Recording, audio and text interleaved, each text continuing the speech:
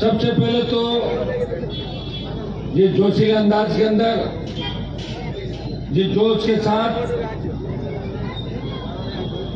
5 घंटा देरी से मैं आपके बीच पहुंचा और आपने मेरा स्वागत सत्कार किया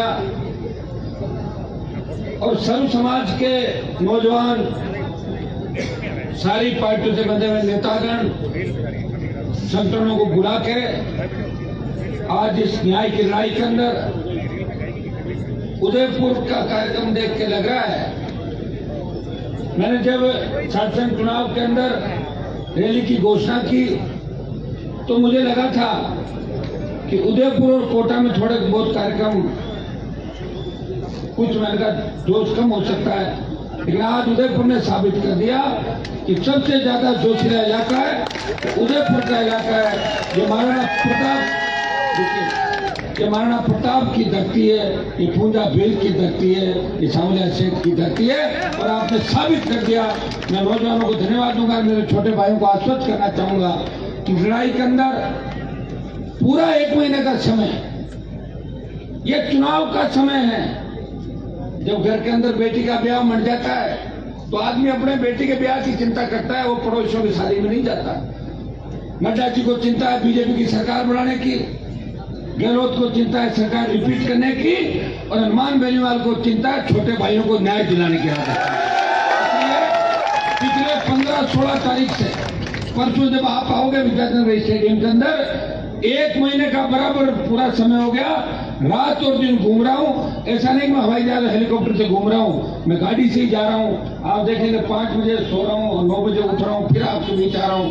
ईश्वर की कृपा है कि घूमते घूमते घूमते घूमते 20-25 साल का समय जरूर लगा, लेकिन मुझे खुशी है कि मेरे छोटे भाइयों को बहुत से सेकंड पीढ़ी के नेता तैयार किए राजस्थान के अंदर, हर समाज के अंदर मैं चेतना लेके आया। ये मेरे संघर्ष का ही परिणाम है कि कई समाजों के अंदर हमारे जो गांव के किसान के बेटे होते थे वो ये मानते थे कि ये तो अपना आप वोट हमें दे देंगे, लेकिन उनकी भी पूछ अगर कराई दूसरे समाजों में तो हनुमान बेनीवाल के संघर्ष से नौजवानों की पूछ राजस्थान के अंदर कराई। ये आप सबके सामने यहाँ उपस्थित मेवाड़ के हमारे राष्ट्रीय लोकतांत्रिक पार्टी के प्रभारी उदयलाल जी डांगी, जो बल्लभनगर सीट पे भारतीय जनता पार्टी को जन 4थे नंबर धकेल के जमानत जब्त करवाई थी डांगी जी ने। हमारी ये बहन हो गई लक्ष्मी चौधरी, नैम सिंह पहले अध्यक्ष और नैम सिंह जी आगरा से, भाई दिलीप सिंह जी लगातार अध्यक्ष बना रहे, प्रवीण जी, राजू भाई और ये हमारा शुभम महेश चौधरी, ये सारी जो टीम है आपकी, विनीत जी प्रोफेसर साहब तो लगातार मेरे से दिल से जुड़े हुए और हमेशा मुझे चिंता करते रहते हैं। तो आप सब सम्मानित मंच बदली जी और सारी जो टीम है आरएलपी परिवार के साथ साथ तमाम संगठनों के जो भाई मंच पे बैठे हैं, हमारे नौजवान सामने बैठे हैं, छोटी बेटियां और बहनें बैठी हैं, मैं आपको इस बात की बधाई दूंगा कि आपने मजबूती के साथ उदयपुर के अंदर मुझे ये आश्वस्त किया कि हनुमान जी इस जंग के अंदर आप अकेले नहीं है, आप हमारे लिए लड़ रहे हो। तो निश्चित रूप से उदयपुर विश्वविद्यालय और उदयपुर संभाग का किसान का बेटा और नौजवान और बेटियां 24 तारीख को सरकार की ईंट से ईंट बजा देगा, ये आश्वासन आप मुझे दे रहे। भाई और शासन चुनाव पहली बार बंद नहीं हुए। 2004 के अंदर तो वसुंधरा राजस्थान में सीएम थी तो 4 से लेके 2010 तक राजस्थान में शासन चुनाव बंद किए, सात संघों का गला घोंटने का प्रयास किया और सबसे ज्यादा जो पीड़ा है राजनीतिक दलों को वो यही है कि छात्र संघों के माध्यम से जो नेता बनते हैं वो बेबाक होते हैं, मजबूत होते हैं और वो अपनी बात कहने से पीछे नहीं हटते और मजबूती से लड़ाई लड़ते हैं। उन नेताओं को चिंता होती है जो पार्टियां चलाते हैं या पार्टियों को अपना एकाधिकार मानते हैं, वो ये चाहते हैं चुनाव नहीं होने चाहिए, नहीं जो नए नेता तैयार होंगे उनकी जो विरासत है, उनके बेटे बेटियां, बेटे के बहू, भांजे, भतीजे, फिर वो कहाँ जाएंगे जो छात्र संघों को हमेशा कुचलने का प्रयास करते हैं। उस समय भी जब मैं राजस्थान की विधानसभा के अंदर गया 8 के अंदर और 2009-10 मुझे याद है विधानसभा की बेल के अंदर धरना दिया था और जब मुझे बेल में बैठे देखा तो बीजेपी कांग्रेस उन तमाम नेताओं का जमीन जगह 1 घंटे बाद जब मन जी करीब बैठे प्रमुख अध्यक्ष है, मुझे बैठा हुआ देख कर सारे आए और जो 20 आ गए तो सीएम ने खड़े होकर कहा चुनाव करवा रहे हैं। आप देख रहे हो तो भेजेगा आपकी विधानसभा का उस समय का 10 का और चुनाव चालू है। इस बार चुनाव बंद कराने के जो रीजन सरकार दे रही है, वो कह रही है कि सेमेस्टर सिस्टम देश के अंदर लागू हो रहा है। अगर सेमेस्टर सिस्टम देश में लागू हो रहा है और केंद्र की सरकार कर रही है, तो केंद्र में तो बीजेपी की सरकार है और राजस्थान में कांग्रेस की सरकार है। चुनाव कौन करवा रहा है? State government. शिक्षा किसका है? विषय स्टेट का है। कौन से पाठ्यक्रम में क्या फेरबदल करना है? राजस्थान करता है। कहाँ बिजली देनी है, पानी देना, ये राजस्थान का हिस्सा है। केंद्र के अलग हिस्से होते हैं, केंद्र के अलग विषय होते हैं और कुछ संपत्ति जो सूची के अंदर होते हैं, जो केंद्र और राज्यों के बराबर अधिकार होते हैं। लेकिन ये चुनाव करना है नहीं करना, किसी केंद्र के पाठ्यक्रम को लागू करना है नहीं करना, ये राज्य सरकार के ऊपर निर्भर है।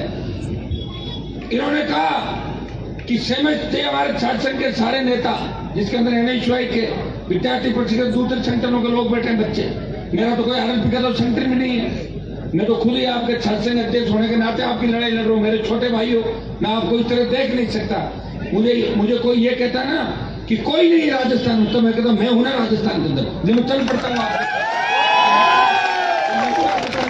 अपना आ जाएंगे बाकी लोग।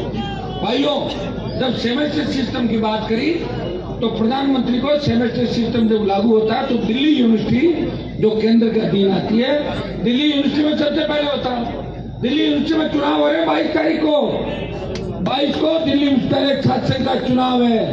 यहाँ जो चुनाव बंद हुए, ये पॉलिटिक्स आपको पता नहीं। अशोक गहलोत के सबसे करीबी मंत्री महेश जोशी, जिनके बेटे पे आरोप लगे, भ्रष्टाचार के, बलात्कार के आरोप लगे, बीजेपी ने मुंह नहीं खोला कि महेश जी बीजेपी के उन नेताओं के मित्र हैं और कांग्रेस के CM के खत्म काज है। लेकिन विधानसभा के अंदर एक बार भी बीजेपी नहीं बोली। इतना धर्म ही आपस में निभा रहे हैं। इसलिए तो CM ने कहा था कि जब कांग्रेस की सरकार गिरी थी तो वसुंधरा ने सरकार मेरी बचाई, अशोक गहलोत ने कहा। ये मिलाजुली का खेल है, ये गठबंधन है। मैं जो चीज ड्यूटी लगाई कि आप ये बीजेपी के नेताओं से बात करो कि चुनाव तो मैं बंद करा रहा हूँ, लेकिन बीजेपी हल्ला नहीं करे, तो मैंने जोशी ने कहा मेरी बात हो गई, बीजेपी हल्ला नहीं करेगी, बीजेपी कोई आंदोलन के हाथों चुनाव बंद कर दो। लेकिन वो भूल गए अशोक गहलोत कि RLP भी एक नया दल राजस्थान के रूप बन चुका है। वो भूल गए थे, उनके मन में era कोई संगठन है ही नहीं। NHY विद्यार्थी परिषद, तीसरा कौन आएगा, उन्हें पता नहीं था कि बिना संगठन के भी एक व्यक्ति जो राजस्थान के सम्मान की लड़ाई प्रधानमंत्री से लड़ता है, जो देश के किसान को सड़क पर देख के अपना मंत्री पद ठोकर मार के सड़क पर आ सकता है, जो अग्निपथ के अंदर सेना के सम्मान में झंडा लेके कूद सकता है, उस व्यक्ति को कांग्रेस पार्टी भूल गई, अब पश्चाताप कर रही है। ये हमने क्या कर दिया भाइयों? एक नेता का बयान तक नहीं आया। ये मिलने गए थे कांग्रेस बीजेपी के नेता, क्या कहा इनको पूछो कि क्या करोगे चुनाव करा के? और कोई ज्यादा उछल कूद कर रहा था, उसको कह दिया तुझे MLA का टिकट देने, चुपचाप पड़ा है। अगर MLA का टिकट ले भी लेंगे, मेरे 150 किलोमीटर की परिधि में तो अगर किसी ने टिकट ले लिया तो 5-7-10 हजार वोटर टिकट खाली जाएगा उसको। पता नहीं मेरी रेंज आएगी कि नहीं आएगी, लेकिन गांधी जी ने साबित कर दिया कि उदयपुर के अंदर भाई मैं तो कुछ सच्ची बात करना होगा आदमी। ये दिलीप जी, प्रवीण जी, राजू भाई बैठे, मैं कह रहा हूँ एक बार सब कूद के इधर आ जाओ। आपका मन नहीं लगे वापिस चले जाना, मना करूँ मैं विधायक बना दूंगा आपके। लेकिन कांग्रेस बीजेपी तो बनाएगी नहीं, वहां तो पुराने सब आपको पता घराने बैठे हैं, सारे लोग बैठे हैं, पूरा जीवन आपका ऐसे ही निकल जाएगा। ये वो पार्टी है जो नए नेता तैयार करती है, सेकंड पीढ़ी के नेता तैयार करती है। या मान बेनीवाल RLP का मंच है जहाँ 5-5 लाख की रैलियों के अंदर आधा घंटे अगर भाषण को दे सकता है, वो RLP का मंच है जहाँ किसान का आम बेटा आधे घंटे की भाषण। मुझे ये भी याद है जब मैं बीजेपी में था, एक बार अटल बिहारी वाजपेयी की रैली थी, वो प्रधानमंत्री थे और मेरे पिताजी बीजेपी में उस समय थे जब नागौर और मारवाड़ में बीजेपी का झंडा कोई नहीं उठाता था, बीजेपी का बड़ा विरोध होता था। ना तो अमरिंदर सरी के नेता थे तो बीजेपी के खिलाफ भाग उगलते थे। हम बीजेपी के अंदर पहला परिवार था, बहुत तकलीफें पड़ी, तो मेरा मन हो गया, मैंने कहा अटल बिहारी वाजपेयी की रैली, तो मैंने कहा 2 मिनट मुझे भी बुलवा देना पहले। बोले नहीं आपका नंबर कहाँ आएगा? तो 50,000 की रैली थी। भाइयों मैं भूला नहीं उस बात को, याद थी अटल बिहारी की 50,000 की रैली थी, मैं 5 लाख की रैली करूंगा और मेरे छोटे भाइयों को बुलाऊंगा। 5 लाख की रैली राजस्थान के अंदर करी, हुंकार भरी, सिस्टम को हिला दिया 18 के अंदर। इस बात को समझते हैं, जानते हैं, उनको याद रखना चाहिए जो मैं कह रहा हूँ 23 के अंदर तीसरा मोर्चा पहला मोर्चा पड़ेगा, ऐसे नहीं कह रहा हूँ मैंने पूरे राजस्थान को नापा है। पूरे राजस्थान के अंदर राष्ट्रीय लोकतांत्रिक पार्टी ने मजबूती दमखम के साथ चुनाव लड़ा। संसाधनों की कमी हो सकती है, कई तरह के आरोप प्रत्यारोप भी लगते हैं। आप देखते हैं अभी लोगों की मानसिकता को बदलने में काफी समय लगेगा, लेकिन अब राजस्थान बदलाव की ओर है। अब राजस्थान बदल रहा है। मैं चुन के लोकसभा के अंदर जब गया था तो बिहार, उत्तर प्रदेश, हरियाणा, दिल्ली के सांसद ये कहते थे कि तुम्हारे राजस्थान की बात मत करो हनुमान जी, तुम तो मोदी की गोदी में बैठे हो और तुम्हारे एक बार कांग्रेस एक बार बीजेपी होती है। मैंने कहा नहीं होती, वो आरएलपी भी आएगी। और जब मैंने एनडीए छोड़ी किसानों के लिए, 70 दिन सड़क पर बैठा और सरदार शहर के उपचुनाव में जब 50,000 के लगभग वोट दिए तो उन्हीं उत्तर प्रदेश बिहार के सांसदों ने कहा कि मर्द लड़ाका है, वो मजबूत है राजस्थान का सांसद। मैंने तो राजस्थान का सम्मान बढ़ाया, पूरे देश के अंदर किसान कौम का सम्मान बढ़ाया। जिस तरह महाराणा प्रताप ने अपना जीवन समर्पित करके त्याग से हार नहीं मानी, उसी तरह हनुमान बेनीवाल ने सत्ता को ठोकर मार के पूरे जीवन ये तय कर लिया कि मैं जूते चप्पल उठा के मंत्री नहीं बनूंगा, मैं आपकी सेवा करूंगा और सत्ता पे आपको कब्जा करवा के करूंगा। भाई और शासन का गला जिस तरह घोटा गया, जिस तरह सरकार ने सोचा कोई बोलेगा ही नहीं, ये तो ऐसे ही है। और लिंगो कमेटी, कौन लिंगो था, कौन सी कमेटी थी, किसने जांच करी, किसने कागज देखा? मैं तो ये कहता हूं मैं सरकार के नजदीक आगे हटा दूंगा लिंगो का। क्या है लिंगो का? बच्चों को प्यार होना चाहिए कि अगर एक बार चुनाव हारता है तो दूसरे बार नहीं लड़ेगा तो जीतेगा कैसे? हम सब हार के तो जीते एक बार, हम सब एक बार हारे थे। पहले ट्रेंड था कि जो हारता था वो अगली बार जीतता, ये ट्रेंड पहले से थे। इसलिए तो कर दिया लिंगो, एक बार चुनाव लड़ो घर जाओ। एक कॉलेज का मैं वीडियो देख रहा था, तो प्रिंसिपल प्रेसिडेंट को कह रहा था कि आप अपना ऊपर का बटन बंद करो नहीं तो सस्पेंड कर दूंगा। ये क्या दादागिरी भाई प्रिंसिपल आपकी? ये मंजूर नहीं। विश्वविद्यालय कॉलेज की स्वायत्ता के अंदर सरकारी दखलंदाजी। मैं ये नहीं कहता कि हम हमारे बच्चे दादागिरी करके कोई गुरुजनों का अपमान करते हुए नीचे बैठे हैं। यहाँ पे प्रोफेसर देखिए हमारे बच्चे कितने शालीन है, गुरु के लिए अपनी जान की बाजी लगा देते हैं, गुरु के लिए अपने प्राण न्यौछावर कर देते हैं। लेकिन गुरुओं के गड़बड़ी करेगा तो गुरु को सड़क पर ले आते हैं। जैसे आपका कुलपति था ना, जिसको हटवाया था, ये कुलपति का लेके आया था मेरे पास, रवाना हो गया, हुआ कि नहीं हुआ, जो भी आप बताएं। तो जो बदमाशी करेगा उसका अपमान भी ये बच्चे करेंगे। नौजवान छात्र है, छात्र नौजवान है, नौजवान बेरोजगार है, बेरोजगार नौजवान छात्र है। इसलिए हमने नाम दिया इस रैली का छात्र अधिकार युवा हुंकार। छात्र अधिकार के लिए लड़ेगा, युवा हुंकार बढ़ेगा, दोनों पार्टियों को घर बिठा देंगे और इस बार आपका राज आएगा। मैं आपको बता देना चाहता हूं, अगर हमारे 18 के चुनाव पर आप जाओगे, 18 के चुनाव में 1,39,00,000 वोट मिले थे कांग्रेस पार्टी और 1,36 मिले थे भारतीय जनता पार्टी को और 80 लाख वोट मिले थे हम सबको। अब सुनिए, 80 लाख वोट जो मिले थे वो जो मेरे तो 9 लाख ही थे। अब की बार मेरा वोट कितना बढ़ा के लगा जाएगा, आरएलपी कितना बढ़ा राजस्थान 57 लड़े, 200-150 लड़ेंगे। आरएलपी बढ़ी, दूसरे दल बढ़े, हम जा रहे हैं 1.5 करोड़ 1,60,00,000 पे तीसरे और वो आ रहे नीचे। तो बड़ी सरकार बनेगी नहीं। और मुझे बताओ कि वोट कौन डालता है, परिवर्तन कौन करता है? अगर इस देश के आजादी के आंदोलन में तांत्या टोपे मंगल पांडे नहीं होते, क्रांति का आगाज नहीं होता और भगत सिंह नहीं होते तो अंग्रेज 10 साल तक और राज करते। भगत सिंह ने कुर्बानी दी, अंग्रेज भाग गए। आज राजस्थान का हर नौजवान भगत सिंह की भूमिका के अंदर है। वो बदलाव चाहता है, वो ऐसा बदलाव चाहता है कि कहीं अपराध होता है, अपराधी बिना वजह हत्या करके चले जाते हैं, किसी परिवार को मार देते हैं, पूरे परिवार खत्म कर देते हैं। हमारी बहन बेटियां महिलाएं, उनकी चीख पुकार, दरिंदगी की जो शिकायत होती है, किसान कर्ज के बोझ के तले आत्महत्या कर रहा है और जवान रोजगार के अभाव में आत्महत्या। कोटा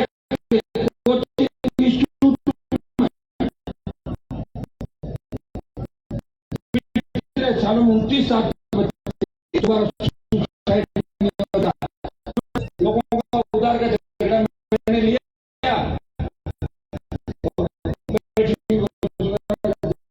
कर लिया।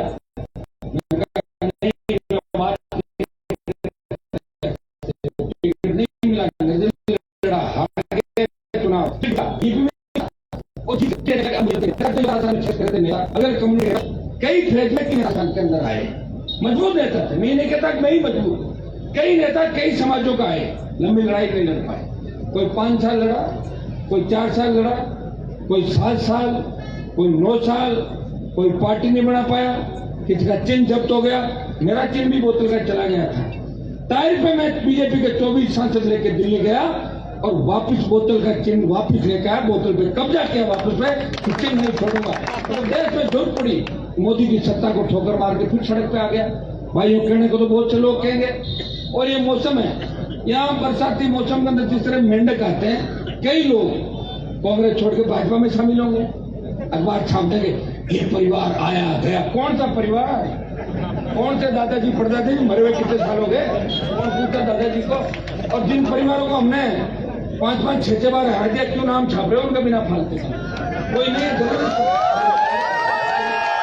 और वो ऐसे नहीं गए बीजेपी के अंदर। जब ईडी जाती है ना रेड करने के लिए, और सीबीआई जाती है, और ससुराल वाले जब गलत काम करते हैं, लाखों करोड़ का घोटाला कर लेते हैं, तो मोदी और अमित शाह के पास 2 ही ताकत है, ईडी और सीबीआई।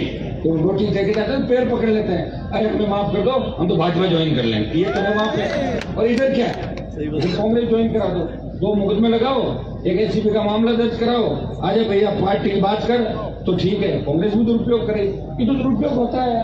अब आप देखना इस मौसम के अंदर इतने लोग भाजपा कांग्रेस ज्वाइन करेंगे आपस में, लेकिन इस बार ज्यादा नहीं करेंगे। उनको डर है कि ज्वाइन करते करते कहीं आरएलपी वाले हमारा इलाज नहीं करते, शांति से सोचेंगे। हर आदमी सोच रहा मैं ज्वाइन तो कर लूं, लेकिन आरएलपी क्या करेगी, तो रुक जाता है, निकलता है, रुक जाता है, सोचता मैं कार्यालय तक जाऊं, फिर सोचता है वो घर से फोन आता है, पापा आरएलपी भी है कि बेटा मैं वापिस एक बार सोचेगा। आरएलपी तो सही, वो सब कहते हैं आरएलपी सब जगह आ गई। और आरएलपी कोई एक जाति की पार्टी नहीं, वो सर्व समाज की पार्टी। 3 विधायकों में से 2 शेड्यूल कास्ट के विधायक लेकर राजस्थान की विधानसभा के अंदर गया, बसपा एक भी शेड्यूल कास्ट का विधायक नहीं जीता पाई। आरएलपी 2 शेड्यूल कास्ट के विधायक लेकर राजस्थान की विधानसभा के अंदर उदयपुर के अंदर मेवाड़ की धरा पे अगर आपने मेरी मदद कर दी, मारवाड़, बीकानेर डिवीजन और शेखावाटी और भरतपुर के अंदर भारतीय जनता पार्टी और कांग्रेस को बहुत पीछे धकेल दूंगा। कोटा और उदयपुर, जहां मैं कह सकता हूं कि कोटा और उदयपुर में थोड़ा सा मुझे डर लगता है, जवानों से डर नहीं लगता। यहाँ नेताओं का जो ट्रेंड है वो पार्टियां बदल के एक दूसरे की तरफ, ऐसा नहीं है निर्दलीय नहीं जीतते, निर्दलीय भी जीतते हैं, बीटीपी भी जीतती, बीएसपी भी जीतती, और लोग भी जीते। काश अब सारा मामला एक जगह आ जाए हमारा राजस्थान, क्योंकि अब दोनों संभाग अगर ठीक हो गए तो आप सबसे बड़े दल के रूप में राजस्थान का मारवाड़ में आरएलपी सबसे बड़ी सीटें जीत रही है, नंबर 1 का दल रहेगा। बीकानेर डिवीजन में 1 नंबर दल, शेखावाटी में 1 नंबर दल, जयपुर भरतपुर के अंदर 1 नंबर दल। अब उदयपुर कोटा के अंदर आप बहुत पीछे धकेल दो तो 1 नंबर वाला 2, लेकिन 3 नंबर नहीं जाएगा, 2 नंबर तो तय है, कितना ही कुछ हो जाए। हमारे पास संसाधन नहीं, आप जानते हो, अगर संसाधन होते तो अमित शाह की ईडी मेरे घर पे भी आ जाती, आती कि नहीं आती? इसलिए तो ईडी नहीं आ रही। ईडी आएगी तो क्या ले लेगी, 2-4 जोड़ी पैंट शर्ट और जूते, उसमें कैसे नहीं कर सकती है। लेकिन जो तुम्हारा जोश है, इंतजार तुम लोग करते हैं, इंतजार नहीं करते राजस्थान में लोग, पथराव करते हैं सारे इंतजार अपने उस व्यक्ति का करते हैं जिसके प्रति उनके मन में भावना हो। और उदयपुर के अंदर आपने दिखा दिया कि उदयपुर में जब डांगी जी के चुनाव के अंदर 1 महीना मैंने मेहनत की, उदयपुर के हक और अधिकार के लिए जब मैं लड़ा था, उदयपुर में छोटी सी बात होती है, अगर हनुमान बेनीवाल उसकी टीम आई थी प्रतापगढ़ के अंदर, जिस तरह हमारी आदिवासी बहन को निर्वस्त्र करके घुमाया, मेरे 3 विधायक आगे थे, बीजेपी ने एक बयान दिया, उसके बाद क्या हुआ? अरे बीजेपी का कोई हुआ क्या मामला? आए थे क्या अमित शाह, आए थे बांसवाड़ा, गए थे क्या उसके घर पे? प्रियंका गांधी गई क्या घर पे? बताओ तो सही आप लोग। वोट कैसे मिले? बयान वीर, बयान दो, फोटो छपा लो। एक दिन फोटो नहीं छपा, अखबार वाले से लड़ने लग जाते हैं, आपने मेरा फोटो क्यों छपा? अरे साहब आपने दूसरे वाले का छाप दिया, उसके बाद क्या समान है, मेरा फोटो छापो। फोटो छपाने के लिए झगड़ा करना, माला पहनाने के लिए झगड़ा करना। मैं तो नड्डा जी के हेलीकॉप्टर में बैठूंगा, मैं गहलोत के साथ बैठूंगा, दिन में पायलट के साथ, रात को उधर इधर। और पायलट को देखो, जवानों की बात करते थे, कहां गई हवा, निकल गई पायलट की, बताओ कहां गई? आज उनका भाषण सुन रहा था, क्या भाषण दे रहे थे बताओ? कि 1.5-2 बीघा जमीन बेच के स्कॉर्पियो ले लेते हैं। अरे पायलट साहब आपका तो कोई वजूद ही नहीं है, आपके पिताजी की वजह से आपको लोग जानते हैं। आपने कौन सी लड़ाई लड़ी बता दो मुझे, एक भी आंदोलन किया तो। गुर्जर आंदोलन के टाइम जब फैसला की लड़ाई लड़ रहे थे, मैं भी था गुर्जरों के लिए। तो सचिन पायलट को ये लगा, कुछ लोगों ने कहा साहब आप पीछे रह जाओगे, आप भी आंदोलन करो। दिल्ली से ले आए उनको, तो जेल के अंदर ले गए। जेल में लेकर इन्होंने सोचा मेरे लिए अलग से बिस्तर बिछाएंगे, मैं तो पायलट हूँ, सचिन पायलट हूँ। तो जेल में कंबल बिछाए, बोलो सो जाओ यार, और दाल फेंकी रोटी, बोले खा रोटी। तो बोले मैं यहाँ नहीं रहूंगा, मैं यहाँ नहीं रहूंगा। मैं हकीकत बता रहा हूँ भाई, तुम्हें तो अखबार पढ़ लेना उस समय के। तो फिर वसुंधरा जी को टेलीफोन किया मुख्यमंत्री को कि आंटी मुझे यहाँ से निकालो, मच्छर खा रहे हैं। तो पायलट तो वही है, कोई दूसरा थोड़ी होगा, बदल गए क्या पायलट? अरे भाई उम्र तो बदली है, उस समय थोड़ी उम्र होंगे, अब बढ़ गए। ये 5-6 की बातें होगी, 15 निकाल लो आप सारी। 15 साल बाद शोक था, लोगों ने कहा था फैसला जी पॉपुलर हो रहा है, आप पीछे रह जाओ। बोले मैं भी चलूंगा। चले मैं जेल, मैं यूनिवर्सिटी के अंदर था जब हमें जेल पुलिस ले जा रही थी। एक मेरा साथी आजकल पत्रकार है, वो बोला मैं भी जेल चलूंगा। उसको ये शौक था जेल में पता नहीं कोई खाने को अलग मिलता होगा। तो बोले भाई साहब कह रहे मैं भी जेल जाऊंगा। अब हम 15-20 जने जेल गए, हम 12-15 तो गाँव के थे। वो पंडित जी महाराज थे जेल के अंदर जो मेरे साथ थे। पंडित जी जेल के अंदर, और शाम को जोर जोर से रोने लगे। पंडित जी क्या बोले, मेरे घर की याद आ रही, मुझे अभी कैसे नहीं याद, हम तो जमानती नहीं कराएंगे। तो बहुत परेशान हो गए, मैं गलत आ गया। वही पायलट साहब के साथ हुआ, जेल में आ तो गए, लेकिन जेल में जब मच्छर काटे तो वसुंधरा आंटी मुझे निकालो, रात को 12 बजे निकाल के दिल्ली भिजवाया। ये सही है भाई, ऐसे थोड़ी कह रहा हूँ। बात जितने पहले लोग पूछ रहे ना आप लोग, जवाब दे देंगे मीडिया वाले। चरमान जी आप आरोप लगा रहे, बात सही है बता दो, और गलत है तो मेरे को वापस आरोप लगा दो। ऐसी थोड़ी आरोप। आज मैं उनका वीडियो सुन रहा था, नई पार्टी आ रही है, नई पार्टी थोड़ी आ रही, पार्टी तो पुरानी है राजस्थान के अंदर। आप तो पार्टी नहीं बना पाए। माने सर गए थे आप 19 आदमी लेके, वापिस आ गए थे, और उसी के लोग के साथ हेलीकॉप्टर में बैठे थे जिसको आप गाली देते हैं। शर्म किया। हम वो लोग हैं। वसुंधरा से झगड़ा हुआ, वसुंधरा की तरफ नहीं देखा। 15 साल, कितने साल हो गए, 2003 से लेके 8 के बाद का समय, 15 साल का समय कि वसुंधरा अगर किसी शादी ब्याह प्रोग्राम में भी रही तो हमने रास्ता चेंज किया या वसुंधरा ने चेंज कर लिया। कभी आमना सामना नहीं हुआ। वो लड़ाई होती है, वो संघर्ष होता है। दिन में बयानबाजी, शाम को साथ खाना खाना, शाम को साथ बैठना, बातें करना। और कह रहे हमारे क्या लड़ाई है, हमारी तो राजनीतिक लड़ाई। फिर लोगों क्यों पागल बना रहे हो, क्यों बूथ पर लड़वा रहे हो, क्यों मर्डर करा रहे हो, क्यों मरवा रहे हो लोगों, क्यों मुसलमान करवा रहे हो? ये लड़ाई छोड़ो राजस्थान से, मत कराओ राजस्थान से। पहले राजस्थान के अंदर हमारे समाजों में लड़ाया जाता, फिर थोड़ी बहुत कोर कसर रही तो गुर्जर मीनाओं को वसुंधरा ने आपस में लड़ा के पूरे राजस्थान को एक जैसा कर दिया कि 8 बजे बाद लोग एक दूसरे समाज के साथ बैठते। इतना विश्वास पैदा कर दिया राजस्थान। किसने किया? कौन जातिवाद लाया? कितने जाति के नाम पे वोट मांगे? मैंने तो नहीं मांगे, वसुंधरा ने मांगे थे। जाट की बहू, राजपूत की बेटी, गुर्जर की समधन, बंजारण, जोगण,